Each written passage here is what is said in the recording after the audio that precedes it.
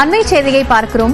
சீமான் விவகாரம் தொடர்பாக காவல்துறை தரப்பில் இருந்து 2 புகார்கள் அளிக்கப்பட்டிருக்கிறது. சீமான் வீட்டில் காவலாளி மற்றும் உதவியாளர் காவலர்களை தாக்கிய விவகாரம் தொடர்பாக இந்த புகார் என்பது வழங்கப்பட்டிருக்கிறது.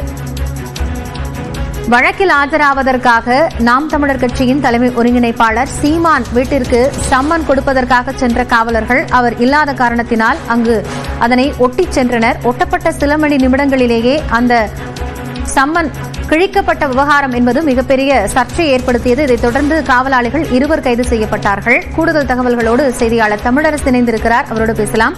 தமிழரசு, இப்போ காவல்துறை தரப்பிலிருந்து 2 புகார்கள் கொடுக்கப்பட்டிருக்கு. என்னென்ன புகார்கள்?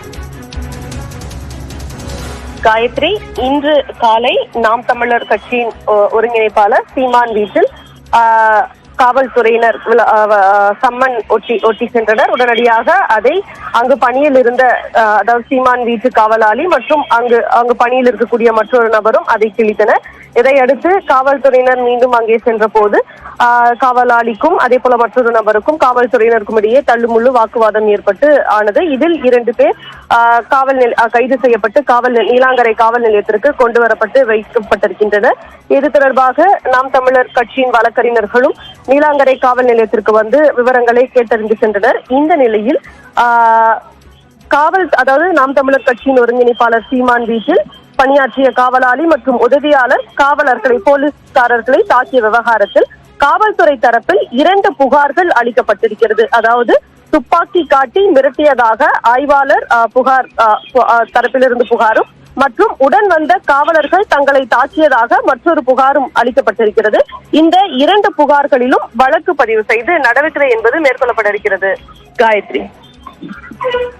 தமிழரசி, இப்போ இந்த விவகாரம் தொடர்பாக இந்த துப்பாக்கி வைத்திருந்தார் அப்படிங்கிற ஒரு புகார் சொல்லப்பட்டிருக்கிறது. அது குறித்த விசாரணை நிலவரம் தெரிய வந்திருக்கா? அப்போ இந்த லைசன்ஸோட தான் அந்த துப்பாக்கி வைத்திருந்தாரா?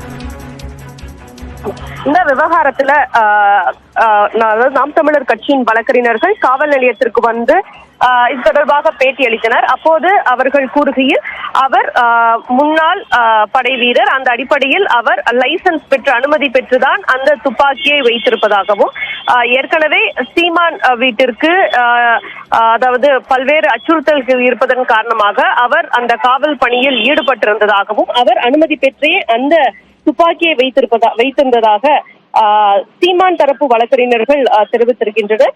இந்த நிலையில் தற்போது அவர்கள் அதாவது கைது செய்யப்பட்ட 2 பேர் மீதும் 2 தரப்பிலிருந்து புகார்கள் அளிக்கப்பட்டு அதன் மீது நடவடிக்கை எடுக்கப்படுகிறது. குறிப்பாக துப்பாக்கி காட்டி மிரட்டியதாகவும் உடன் வந்த காவலர்கள் தங்களை தாக்கியதாக மற்றொரு புகாரும் அளிக்கப்பட்டு இந்த நடவடிக்கை எடுக்கப்பட்டு இருக்கிறது.